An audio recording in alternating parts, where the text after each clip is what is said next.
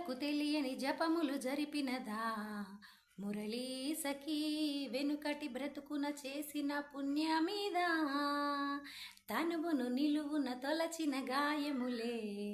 తన జన్మకి తరగని వరముల సిరులని తలచినదా కృష్ణ నిన్ను చేరింది అష్టాక్షరిగా మారింది ఎలా ఇంత పెన్నిధి వెదురు తాను పొందింది వేణుమాధవాని సన్నిధి ఏ శ్వాసలో చేరితే గాలి గాంధర్వమవుతున్నదో ఏ మోవిపై వాలితే మౌనమే మంత్రమవుతున్నదో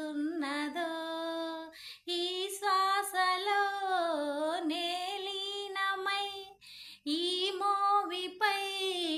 నే మౌనమై నిను చేరని మాధవా ఏ శ్వాసలో చేరితే గాలి గాంధర్వమ